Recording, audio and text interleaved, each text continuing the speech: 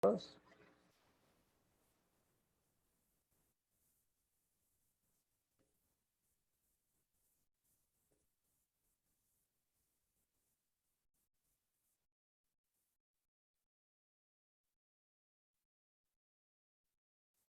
dispuestos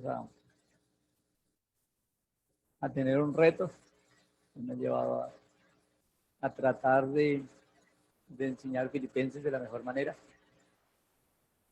Y alguien dijo que si realmente yo quiero enseñar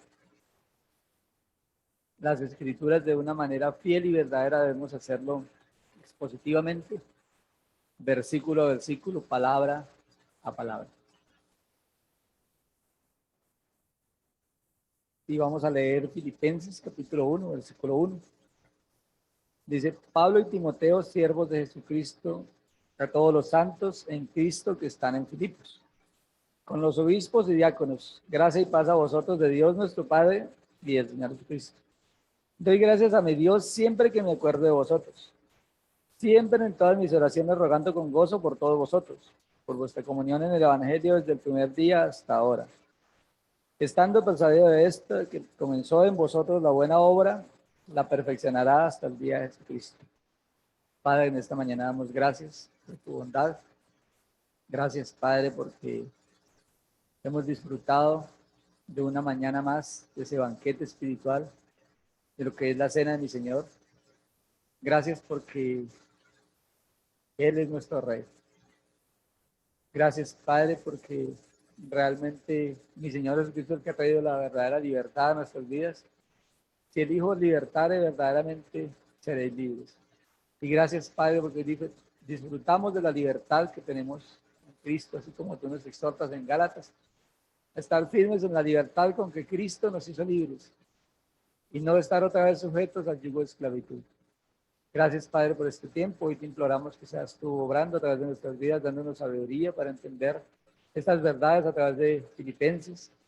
Gracias por esta amada iglesia, por estos hermanos que dispusieron su corazón para, Padre, traernos esta enseñanza tan hermosa, y te clamamos que seas tú guiándonos a comprender tus verdades, Padre, guiándonos a hacer esos instrumentos en tu mano, Padre, que haya sencillez y humildad en nuestros corazones para decirte, Padre, aquí estamos, ¿qué quieres que tú hagas con cada uno de nosotros? Gracias por este tiempo, en el nombre de mi Señor te damos gracias. Amén. Y pensaba en lo bien que se siente cuando alguien habla bien de la iglesia donde tú asistes, y de lo mal que se siente cuando alguien habla mal de la iglesia donde tú asistes. Muchas veces, hace como 20 días, me preguntaron si era bíblico que un hombre en su carro le echara pito a una mujer en minifalda. Pues la respuesta, nos quedamos mirando con el hermano que íbamos, pues la respuesta es no. De nada, porque es que uno de los que asiste a su iglesia hizo eso. Después de mirar a todo lado, que no lo estaba viendo nadie, pasó la muchacha y le echó pito. ¿Y qué podíamos decir ahí?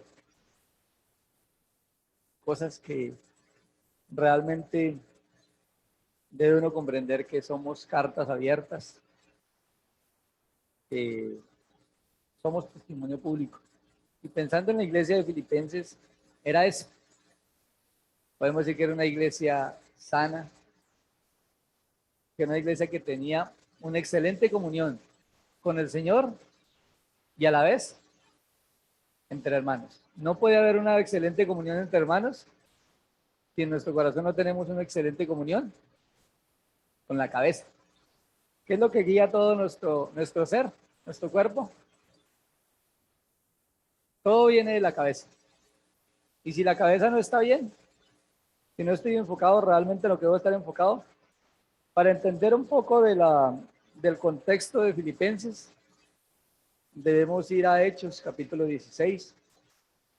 Pues no vamos a ir ahora, pero sí quiero hablarles algo de Hechos, capítulo 16, como un resumen de lo que es Hechos, capítulo 16. Esta iglesia fue fundada aproximadamente el 60 al 62. Esta iglesia es una de las iglesias que hacen parte de las iglesias de la prisión. Está Efesios, está Filipenses, Colosenses, y está también Filemón. Cartas escritas desde la prisión en Roma. Pero esta iglesia es una iglesia bien particular, porque varias veces Pablo la coloca como ejemplo, pero como ejemplo bueno, como ejemplo de hombres que eran de testimonio, de hombres que servían a Dios. Fue la primera iglesia establecida en Europa. Y comienza allí cuando Pablo y Bernabé iban a comenzar su segundo viaje misionero. Y hubo una diferencia entre ellos por causa del sobrino de Bernabé. Y entonces deciden separarse. Bernabé se fue con su sobrino y Pablo se fue con Silas. Y llegaron a Listra. Y allí lo primero que se encontraron fue un joven de los cuales los hermanos de la región daban buen testimonio. ¿Cómo se llamaba ese joven? Timoteo. Timoteo para mí es alguien especial en la escritura. Cuando yo conocí a Cristo a los 15 días, entré al instituto, pero no como alumno, sino yo era el Timoteo. Yo no sabía qué era Timoteo. Me comenzó a llegar una lluvia de doctrina fundamental y doctrina profunda y yo no sabía ni dónde estaba parado. Y después comprendí que a cada alumno del instituto le exigían a un hombre, a un varón, que llevara poco, llevara mucho tiempo, pero que tuviera deseo de aprender las escrituras para que ese varón fuera enseñándole a ese Timoteo. Y yo fui parte de ese proceso con mi hermano Mauricio en Bogotá. Y le doy gracias al Señor porque en medio de todas esas cosas se entablan relaciones tan hermosas. Y yo ese viejo lo amo en el amor de Cristo. Ahorita que estuve enfermo fue bien complejo, pero gloria al Señor porque uno ve varones que se dan por amor a otros. Y yo fui uno de los bendecidos al lado de ese varón de Dios. Donde él iba, yo estaba. Así no me invitara, yo le decía a don Mauricio, ¿para dónde esta Semana Santa? ¿Para dónde esta Navidad?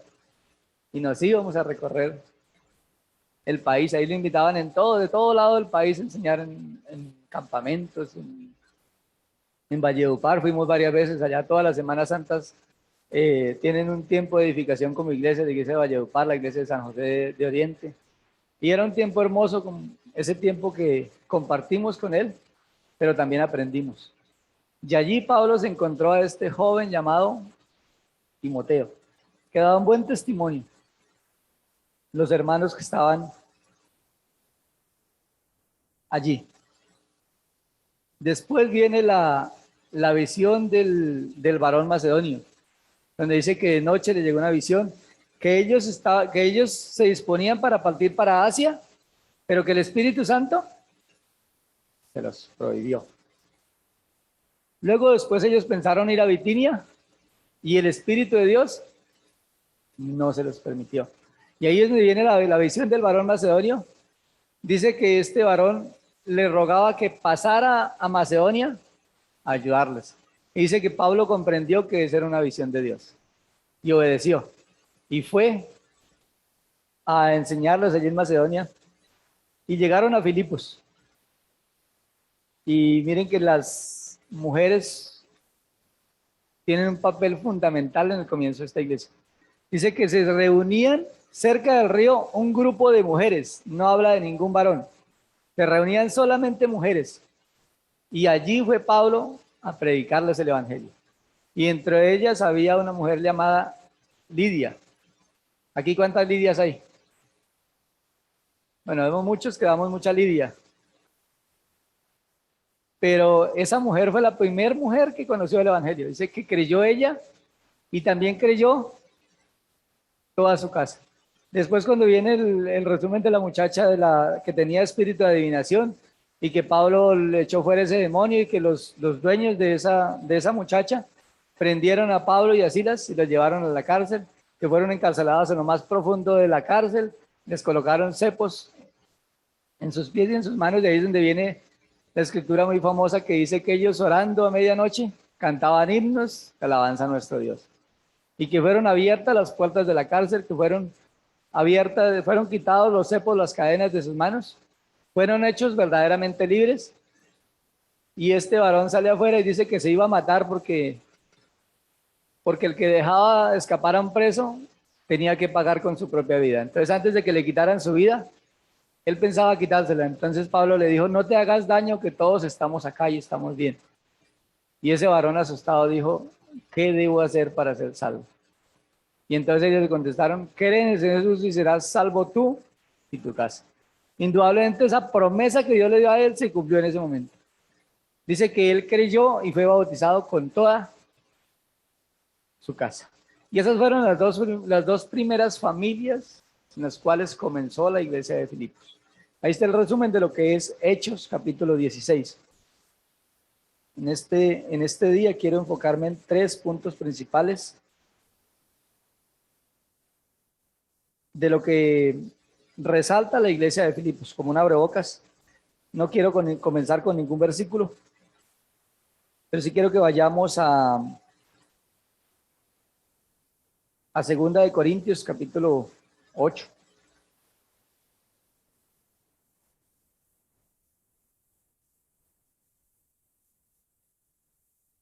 Porque algo que muestra Pablo de la iglesia en Filipenses, en los Filipos, era que era una iglesia generosa, una iglesia que daba. 2 de Corintios capítulo 8, versículo 1. Yo voy a leerles 2 de Corintios 11, 9. Dice, y cuando estaba entre vosotros y tuve necesidad, a ninguno fui carga, hablando a los corintios. Pues lo que me faltaba lo suplieron los hermanos que vinieron de Macedonia. ¿Quiénes suplieron las necesidades de Pablo? Los hermanos que venían de Macedonia. Capítulo 8, versículo 1. Aquí vamos a ver varios principios en cuanto a la ofrenda, aunque este no es el tema. Más adelante lo desarrollaremos en Filipenses, que viene ampliamente ese tema del dar. Porque este es un tema bien importante entre nosotros. Porque hoy en día, en las iglesias cristianas, se exalta mucho el evangelio de la prosperidad. Si tú das 20,000, Dios te va a devolver el doble o el triple. Y entonces muchas veces nosotros hemos pasado al otro extremo de no hablar de ese tema. Yo en 13 años que llevo de creyente, sí he escuchado 2, 3 prédicas acerca de ese tema, es muy poco. Pero resulta que ese tema también lo hace la Escritura y da principios fundamentales acerca de ese tema. Y aquí vamos a encontrar varios de ellos. Versículo 8, capítulo 8, versículo 1. Asimismo, hermanos, os hacemos saber la gracia que se ha dado a las iglesias de Macedonia. En la Nueva Versión Internacional dice, así que, hermanos, os hacemos saber la bondad de Dios que ha tenido por medio de estos hermanos de estas iglesias de Macedonia. La bondad de Dios que ha tenido con estas iglesias. Versículo 2. Que en grande prueba de tribulación, la abundancia de su gozo y su profunda pobreza abundaron en riquezas de su generosidad. ¿Cómo estaba la circunstancia de estos hermanos de Filipenses? Dice que primero, grande prueba de tribulación. ¿Es fácil dar en medio de tribulación? Dice, en riquezas de su generosidad. Es bien interesante, en riquezas de su generosidad. ¿Alguien puede dar en medio de su pobreza riquezas de su generosidad? Porque el primer principio que vemos ahí es no dar lo que me sobra. ¿A quién se le da lo que me sobra? ¿A alguien de mucho valor en mi vida? Decía alguien, nosotros no damos ni siquiera lo que nos sobra. Y si no me cree, vaya después de almuerzo y mire su guardarropa. Mire cuánta ropa hace más de 3 meses no se la coloca. Dígame una ropa que hace más de 3 meses yo no me coloco. ¿Qué tan especial es para mí? Yo como me coloco la ropa que más me gusta, pero hay ropa buena que no me coloco. ¿Y por qué no damos aún lo que nos sobra? Hay cosas que nos sobran. Pero la escritura aquí nos lleva a pensar es no darle a Dios lo que me sobra. Darle a Dios lo que es de Dios. Y darle a César lo que es del César. Debe haber un equilibrio en nuestras vidas. Claro, si yo estoy dando mal testimonio y estoy lleno de deudas y estoy quedando mal desde la tienda que me fui en la esquina hasta los bancos y continúa la lista, ¿de qué me sirve venir a dar a la iglesia? Primero debo organizar mi casa, arreglarla, barrerla y luego sí, porque nosotros debemos ser testimonio. Y en esa parte de la administración sí que es necesario. Versículo 3. Pues doy testimonio de que con agrado han dado conforme a sus fuerzas y aún más allá de sus fuerzas. Segundo principio. ¿Cómo debo dar? Con agrado. Con agrado. Me acuerdo hace como un año que mi hijo me pidió plata para echarle a la bolsa de la ofrenda. Y cuando llegó el tiempo de echarle el billete, él estiró la mano y se quedó mirándome. Y lo pensaba, ¿he hecho el billetico o no lo he hecho? Me tocó decirle, papi, suéltelo. Suéltelo, no le tiemble la mano. A eso se refiere, no le tiemble la mano. Dice, ponga aparte algo, lo que disponga su corazón, pero algo que sea de corazón sincero, con agrado. Dice, han dado conforme a sus fuerzas y aún más allá de sus fuerzas. ¿Eso me habla de dar lo que me sobra? No. Eso me habla aún de ir más allá. Dice, pidiéndonos con muchos ruegos que le concediésemos el privilegio de participar en este servicio para los santos. Este es un privilegio. ¿Y es un servicio para quiénes? Para los santos, para aquellos que hemos creído. ¿Por qué para aquellos que hemos creído? Porque la salvación es por fe y no por obras. ¿De qué te sirve a ti traer la ofrenda y darla a la iglesia si estás desechando la ofrenda que Dios dio para el pago de tu pecado, que es Cristo? Primero debo ir y aceptar la ofrenda de Dios, que es el sacrificio perfecto de mi Señor por amor a mí, y luego sí pretender agradar a Dios, porque es un privilegio. No lo veamos como una carga, es un privilegio para los santos. Versículo 5. Y no como lo esperábamos, sino que así sí mismo se dieron primeramente al Señor. Y ese es el principio más fundamental. ¿De qué me sirve a mí apartar algo en mi quincena y venir a ofrecerlo al Señor el domingo, si en esta semana no tuve comunión con mi Señor?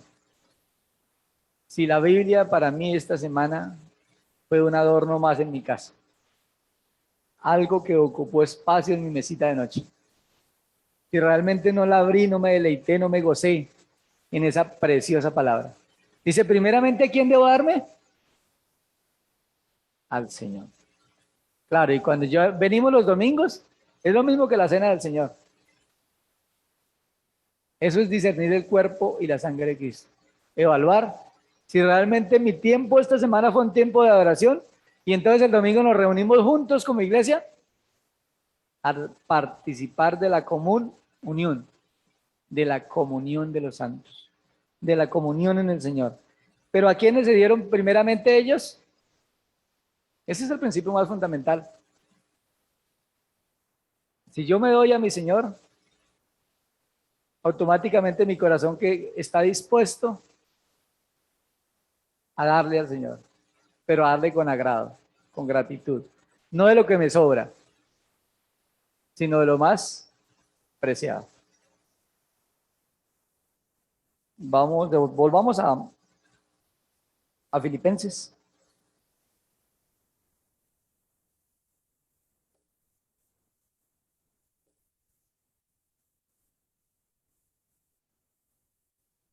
capítulo 4, versículo 10. Y aquí está una de las cosas, otro tema primordial en Filipenses es el gozo del Señor, el gozo de Pablo.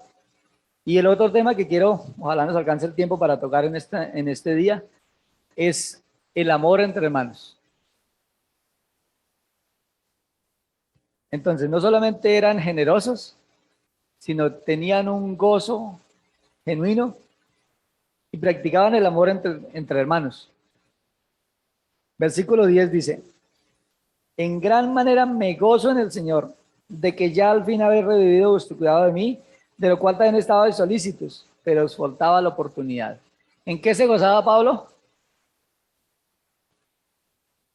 En ver cómo los hermanos lo apoyaban, en ver la generosidad de estos hermanos. Versículo 15. Y sabéis también vosotros, oh filipenses, que al principio de la predicación del evangelio, cuando partí de Macedonia, ninguna iglesia participó conmigo en razón de dar y recibir, sino vosotros solos. Pues a una Tesalónica me enviasteis una y otra vez para mis necesidades. No es que busque dádivas, sino que busco fruto que abunde en vuestra cuenta. No busco dádivas. ¿Qué está diciendo ahí Pablo? ¿Pablo le interesaba el dinero que ellos le daban? Eso es como cuando yo quiero enseñar a mi hijo a ser trabajador. Yo necesito otro trabajador, yo necesito el trabajo de él. ¿O cuál es el propósito mío al querer que mi hijo me acompañe y me vea a mí trabajar? Yo quiero que mi hijo aprenda que todo no es soplar y hacer botellas, que es necesario trabajar, que es necesario ganársela duro, que es necesario esforzarse, que nada llega porque sí, que nada se nos regala. Debemos trabajar y ser esforzados. Eso es lo que está diciendo Pablo ahí. No es que yo quiera que mi hijo sea mi siervo. Yo quiero que mi hijo aprenda a trabajar, a ganársela por él mismo. Pablo no necesitaba el dinero de ellos. Es más, en el versículo siguiente dice que él estaba lleno, que él tenía abundancia con todo lo que ellos habían enviado. Pero ¿qué es lo que buscaba Pablo en cada uno de sus hermanos? Que aprendieran en su corazón a ser generosos. ¿Cuántas veces oré yo esta semana porque el Señor me dé un corazón generoso? Debemos orar por esas cosas, porque eso es una ofrenda. Mire que allí en Corintios dice que ellos se dieron a sí mismos, primeramente al Señor. Y aquí en Filipenses también se repite 2 veces el a sí mismo. Y es acerca del ejemplo perfecto. Dice que mi Señor Jesucristo se despojó a sí mismo y se humilló a sí mismo. Es algo voluntario, algo que nazca de mi corazón. Él estaba lleno. Dice, pues aún antes de versículo 18. Pero todo lo he recibido y tengo abundancia, estoy lleno, habiendo recibido de Epafrodito lo que enviasteis, olor fragante, sacrificio acepto, agradable a Dios. Cuando yo primeramente me doy al Señor, comprendo estos principios fundamentales en cuanto a la ofrenda. Entonces me lleva a pensar en la unidad. Alguien dirá, pero la unidad no es un tema central en Filipenses. Una de las palabras que más se repiten en Filipenses es el sentir. Todos sintamos una misma cosa. Y si algo sentís, también que esto sea, si algo sentís algo diferente, que también sea el Espíritu Santo. Pero el tema principal de Filipenses es la unidad.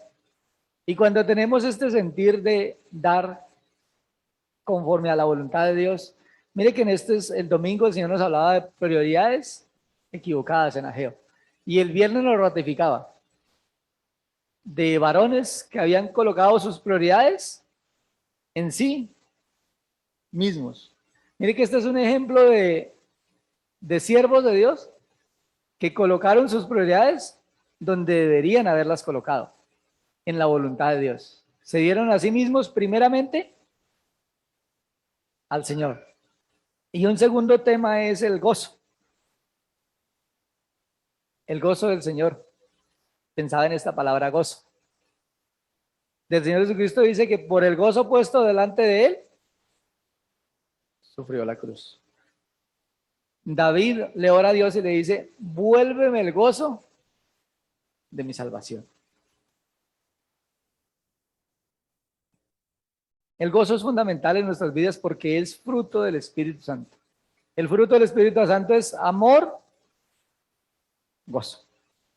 ¿Qué es lo que quita el gozo a mi vida? Pues según ese contexto, el pecado.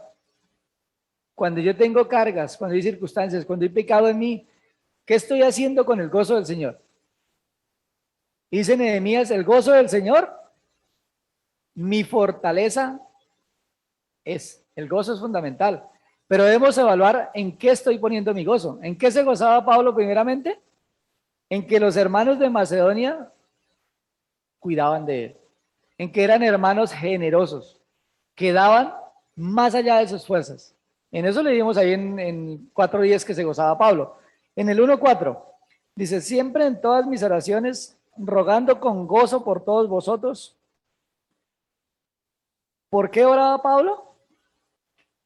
Por vuestra comunión en el Evangelio. Pero Pablo se gozaba en el orar por los hermanos. No solamente se gozaba en la generosidad de los hermanos, sino se gozaba también el dar gracias a mi Dios, dice Pablo. Esa palabra mi es muy importante ahí. Lo vamos a ver la próxima clase. Pero Pablo se gozaba en que tenía el privilegio de orar por los hermanos. ¿Realmente ese es mi gozo? ¿Cuántas veces hemos hecho el ejercicio de tratar de orar por todos los hermanos? Pues es difícil, muchas veces ni sabemos sus nombres. ¿Y sabe por qué no sabemos sus nombres? Si yo oro constantemente por una persona, la tengo en mi mente. Pero si ni siquiera sé su nombre, ni siquiera sé sus necesidades, claro que pensamos que esa es responsabilidad del hermano Olmey, que es el anciano el que tiene que cuidar. Claro, el hermano Byron, el hermano Javier, el hermano Jaime, que están al frente. Y claro, indudablemente es responsabilidad de ellos. Pero no solamente de ellos. Porque es que la iglesia ¿de quién es?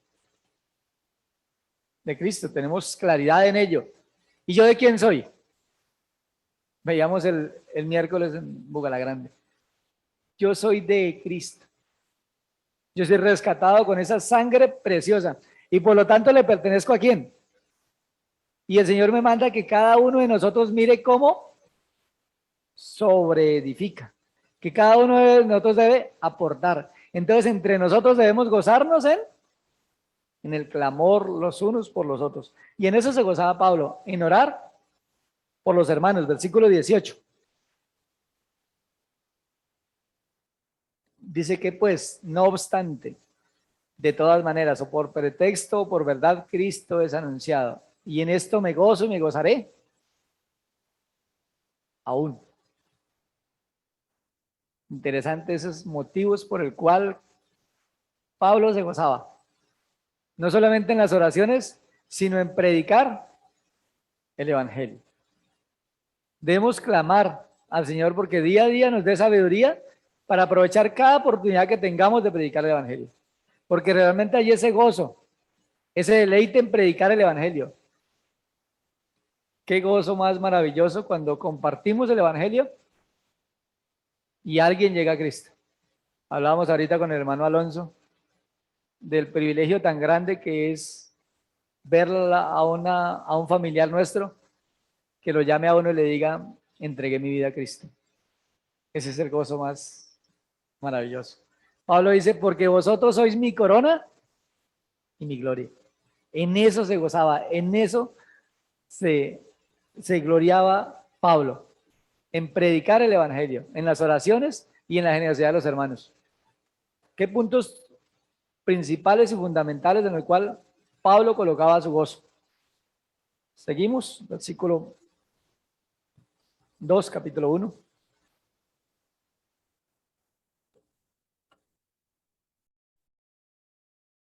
Dice, por tanto, si hay alguna consolación en Cristo, si algún consuelo de amor, si alguna comunión del Espíritu, si algún afecto entrañable, si alguna misericordia. Versículo 2. Completad mi gozo, sintiendo lo mismo, teniendo el mismo amor, unánimes, sintiendo una misma cosa. Pablo se gozaba en la comunión entre hermanos. La comunión entre hermanos trae gozo. Mirad cuán bueno y cuán delicioso es habitar los hermanos juntos. Hermanos, si hay algo que yo me he gozado en esta iglesia local, es en la comunión. Y gloria al Señor por ello, porque ese es el propósito de nuestras vidas. Exhortarnos, animarnos a permanecer en estas cosas. Y si lo hemos estado haciendo, la Escritura dice que aquel que lleva fruto, el Señor lo limpiará para que lleve más fruto. Gozarnos en ello, orar por ello y enfocarnos en que este sea realmente nuestro gozo. En ser generosos y en ver la generosidad de otros. En las oraciones, en predicar el evangelio y también en la comunión, los unos con los otros. Sí, en lo primordial que es la comunión, pero es que todos estos temas, cuando yo soy generoso, cuando yo estoy unánime delante del Señor y pongo mi gozo en estas cosas y pongo un amor ágape, un amor incondicional. ¿Cuál será el fruto de todo ello en nuestras vidas? Si como iglesia practicamos esas tres características, sencillamente va a haber una completa unidad. Porque nosotros no estamos llamados a hacer la unidad. El llamado para nosotros es a guardar la unidad. Entonces Pablo se gozaba no solamente en la comunión, sino también en el sacrificio, 2, 17 y 18.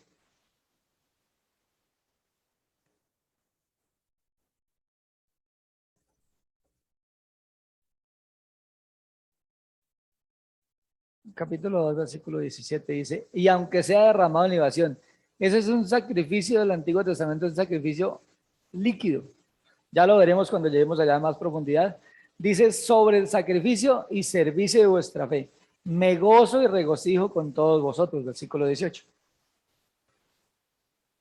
Y asimismo gozaos y regocijaos también vosotros conmigo. En medio de las pruebas y las circunstancias difíciles, Pablo dice que él se gozaba en estas cosas. Pero ¿cómo me puedo yo gozar en medio de estas cosas? Si estoy viviendo una vida en unidad con Cristo. Entonces todas esas cosas me van a atacar. Todas esas cosas van a venir a mí. Pero me van a robar el gozo. Por eso la Escritura nos manda que no entristezcáis al Espíritu Santo.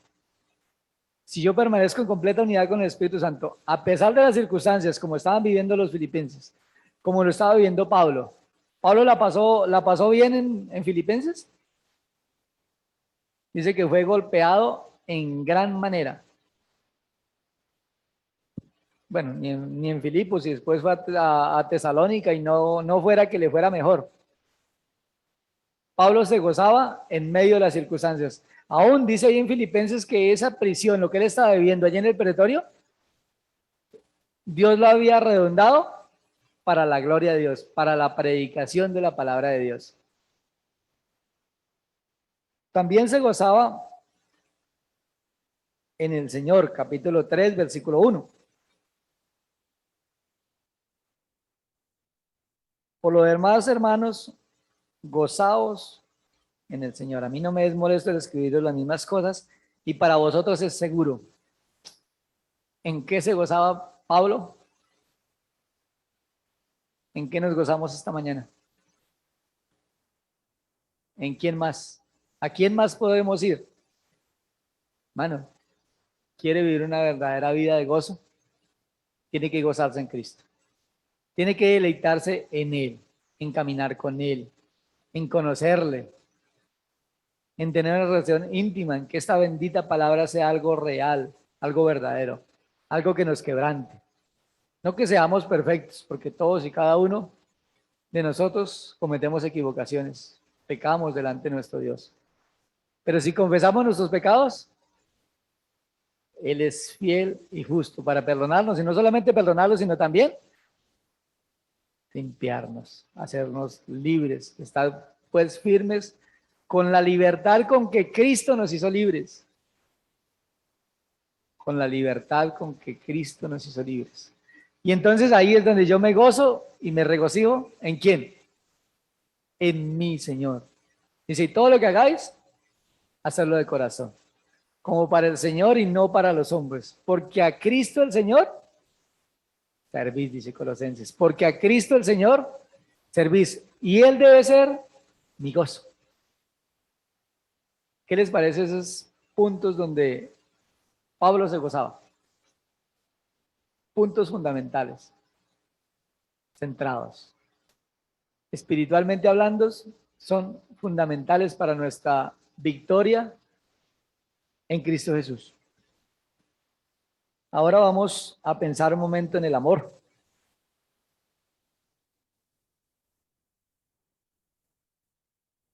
El amor también es un tema fundamental en Filipenses.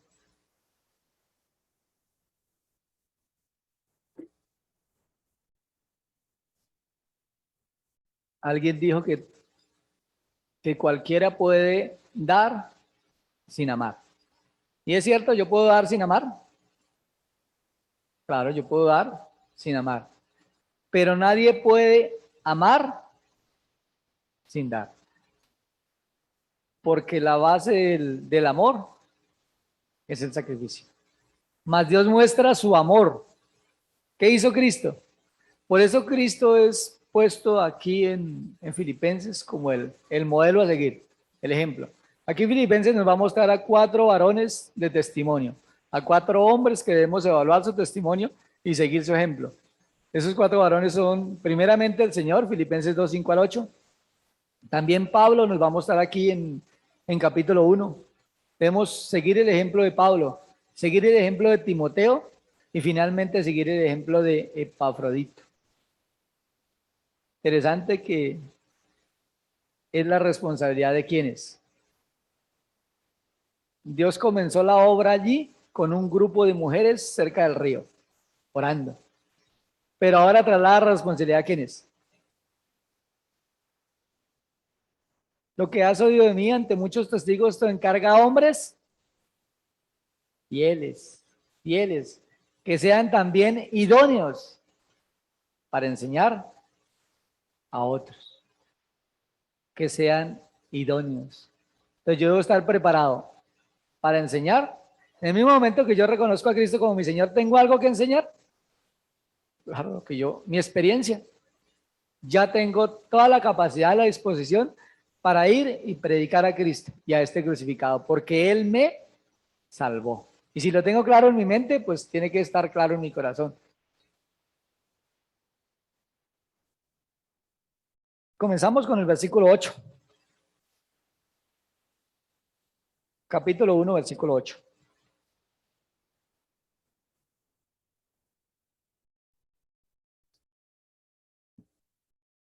Vamos a leerlo mientras llega. Dice, porque Dios me es testigo de cómo os amo a todos vosotros. Todas las palabras, todas las veces que se repite la palabra amor en Filipenses, se refiere a la palabra ágape. Ese amor incondicional. Ese amor que viene de Dios. Porque dice de 1 Juan que Dios es amor. Y cuando yo estoy cerca de Dios, ¿qué voy a dar? Amor. Cuando yo estoy cerca de Dios voy a irradiar gozo. Voy a ser un hombre generoso. Dice, porque Dios me es testigo de cómo os amo a todos vosotros en el entrañable amor de Jesucristo. En el entrañable amor de Jesucristo. Y pensaba en ese entrañable amor de Jesucristo. ¿Qué puede cambiar ese amor de Jesucristo? ¿Qué puede interrumpir esa comunión? ¿Tengo alguna excusa yo como hermano de dejar de amar a un hermano de esta manera? Es un mandato que el Señor me da, de amar a mi prójimo como a mí mismo, de tenerle a él como superior a él mismo. Dice el versículo 2:3, nada hagáis por contienda o por vanagloria, antes bien con humildad, estimando cada uno a los demás como superiores a él mismo. Ese es el amor entrañable, que estoy dispuesto a dar, que me ofendieron, que en medio de las circunstancias, mi hermano Alonso oraba porque el amor abundara entre nosotros, que tuviéramos la disposición de pedir perdón llegado al caso, pero también al contrario, de arreglar las cosas y poder volver las cosas a ese amor entrañable. Pero interesante cómo Pablo amaba a estos hermanos. Y de la misma manera vemos que estos hermanos le amaban. ¿Quién era qué iglesia tenía fiel cuidado de Pablo? A donde fuera. ¿Quiénes cuidaban de Pablo? ¿Por qué lo hacían? Porque era una iglesia que amaba entrañablemente a Pablo. Y Pablo los amaba a cada uno de ellos. Cuando esto es una característica que florece entre nosotros, es lo fundamental, hermanos. Versículo 9. Y esto pido en oración, que vuestro amor abunde aún más y más en ciencia y en todo conocimiento. Dice la versión de las Américas, dice que ese verdadero conocimiento y en todo discernimiento, porque pareciera que ciencia y conocimiento son la misma palabra, y en sí viene a ser la misma palabra, pero ahí el enfoque es el verdadero conocimiento y en todo discernimiento. Y en eso oraba Pablo, para que nuestro amor abunde en el verdadero conocimiento de Dios y en el discernimiento de la voluntad de Dios para nuestras vidas. Ese es el verdadero. No solamente que Pablo les amaba, sino que también oraba por ellos para que ellos tuvieran ese mismo amor entrañable, ese amor que viene de Jesucristo. Volvemos al capítulo 2, versículo 1 y 2. Nos trae exactamente el mismo tema. Dice, por tanto, si alguna consolación en Cristo, si algún consuelo de amor, si alguna comunión del Espíritu, si algún afecto entrañable, si alguna misericordia, completad mi gozo, sintiendo lo mismo, sintiendo el mismo amor, unánimes, sintiendo una misma cosa, sintiendo el mismo amor, unánimes, que tengamos esa disposición de decirle al Señor, yo quiero tener ese sentir. ¿Y cuál es el sentir de Cristo? Porque por amor se dio a sí mismo, se humilló a sí mismo, se despojó a sí mismo, obedeció por amor a mí. Y de la misma manera ese es el sentir que la Escritura me llama que cada uno de nosotros tengamos. El sentir de amar a mi prójimo como a mí mismo. El versículo, capítulo 3, versículos 7 y 8.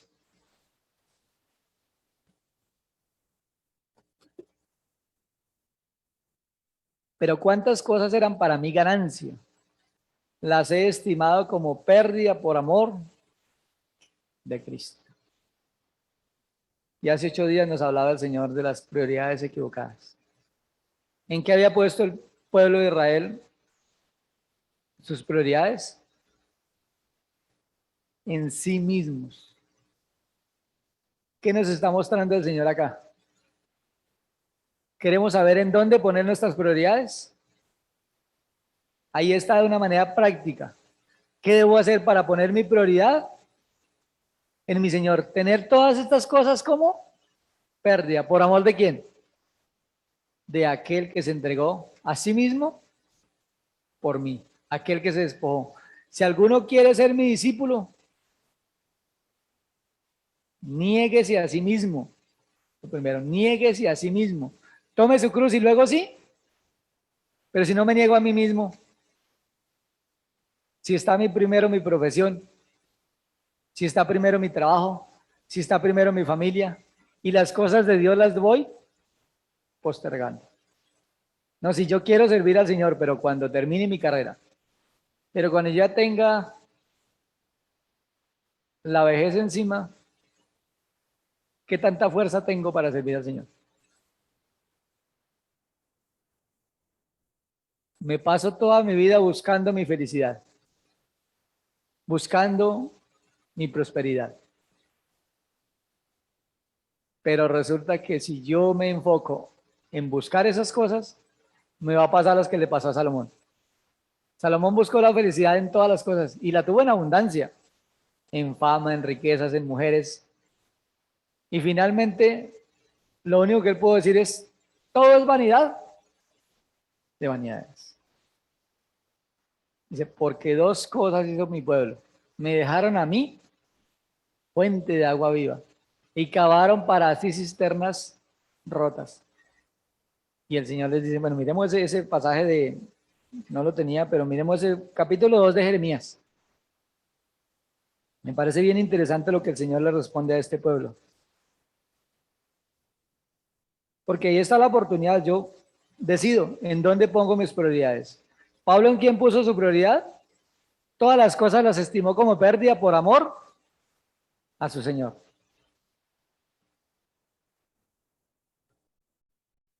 El versículo que les decía yo, el versículo 13, dice, porque dos cosas ha hecho mi pueblo, me dejaron a mí fuente de agua viva y cavaron para sí cisternas rotas que no tienen agua. Versículo 19, no te castigará y tus rebeldías te condenarán. Versículo 19, perdón, dice, tu maldad te castigará y tus rebeldías te condenarán. Sabe pues y ve cuán malo y amargo es al haber dejado tú a Jehová tu Dios. Pregunto, ¿hemos experimentado en nuestras vidas estas cosas? ¿Hemos pasado tiempo donde hemos dejado voluntariamente a Dios? ¿Y hemos pasado por estas circunstancias? Como dice el hermano Byron, con cara de vaca, con tristeza, vidas de creyentes completamente arruinadas, donde no hay prosperidad, donde no se ve vida, donde no se ve ánimo, donde no se ve gozo, donde no se le da la prioridad al Señor Jesucristo. ¿Qué dice? Cuán malo y amargo es el haber dejado tú a Jehová tu Dios. Cuán malo y cuán amargo. Dice, y faltar mi temor en ti. Tres cosas. Cuán malo y cuán amargo. ¿Qué era lo que les había faltado a ellos? Haber tenido temor de Dios. Dice el Señor Jehová de los ejércitos, versículo 8 del capítulo 3.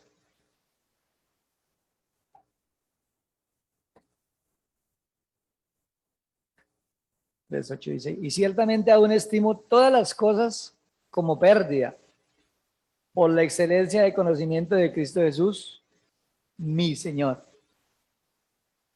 En el capítulo 1, versículo 3 dice, mi Dios. Y aquí Pablo dice, mi Señor. Por amor del cual lo he perdido todo y lo tengo por basura para ganar a Cristo. Si tengo a Dios, ¿qué me falta? Y si no tengo a Dios, ¿qué tengo? En Dios está el verdadero gozo. ¿Qué buscamos? ¿Buscamos felicidad? Si yo busco la felicidad, vaya a Cristo. Renuncie, confiese, apártase, lo que tenga que hacer. Haga ajustes en cada una de nuestras vidas. Pero quiere saber principios fundamentales. ¿Y qué debo hacer para estar en la voluntad de Dios y poner mis prioridades en el lugar correcto conforme a la voluntad de Dios? Orémosle a Dios porque yo sea ese hombre generoso. Porque yo enseño a mi familia a ser generosa.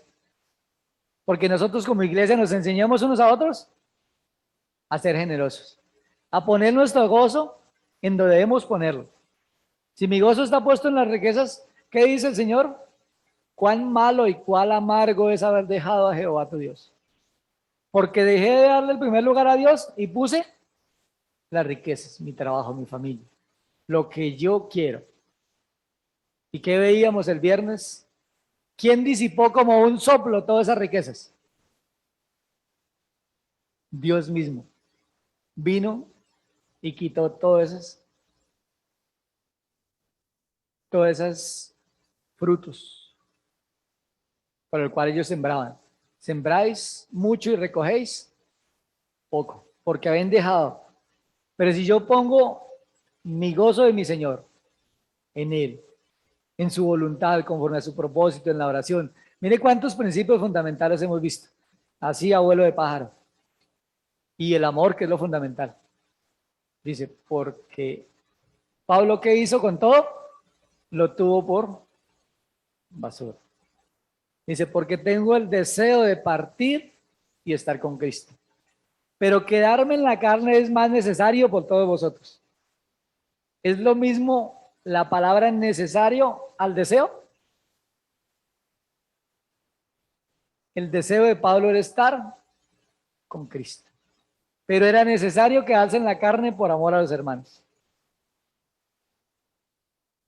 ¿Qué principios fundamentales para evaluar en nuestras vidas acerca del amor, el gozo y la generosidad? Y la próxima clase sí comenzaremos con Filipenses. Padre, en este día damos gracias por tu bondad. Gracias porque tú eres bueno en gran manera, Padre, a pesar de nuestra infidelidad. Gracias porque tú permaneces fiel. Gracias por tus promesas que son verdaderas. Gracias, Padre, por la salvación que tú nos has dado en Cristo. Gracias porque Él se despojó a sí mismo, se humilló a sí mismo. Y estos hermanos de Filipos se dieron a sí mismo primeramente al Señor. Guíanos, Padre Santo, a que estas sean las oraciones en esta semana, en cada una de nuestras vidas, que ahondemos mucho más en amor y en todo conocimiento, en todo discernimiento de ti y de tu voluntad en nuestras vidas, Padre. Que ese gozo en nuestras vidas realmente sea enfocado a ti, a mi Señor, a poner nuestras prioridades en lo espiritual y no en lo material. Guíanos, Padre Santo, a hacer esa iglesia generosa, esa iglesia que realmente esté dispuesta a darse a sí mismo por amor a mi prójimo, estimando cada uno a su prójimo como superior a él mismo. Gracias, Padre, porque esto solamente lo podemos hacer si estamos en ti, si estamos en la llenura del Espíritu Santo, porque de ti viene toda bondad, de ti viene toda misericordia. Guíanos a hacer esos instrumentos útiles en tu mano. Gracias por tu palabra, porque es viva y eficaz. Te clamamos, Padre, que seas tú obrando y quebrantando nuestras vidas. Gracias por tu misericordia. Te rogamos, Padre Santo, que ahora al disfrutar de nuestros almuerzos, de nuestra familia, de esa comunión en familia, podamos hacerlo con gozo, con temor y temblor delante de ti, que en nuestro corazón haya paz. Padre, por este tema primordial que tú nos has dado en este día. Si el Hijo os libertare, seréis verdaderamente libres. Gracias, Padre, por este tiempo. En el nombre de mi Señor te damos gracias. Amén. Seguimos invitando a la reunión de la noche a las 6:30. Continuamos predicando el Evangelio. ¿En qué se gozaba Pablo? En que se predicara el Evangelio de Cristo.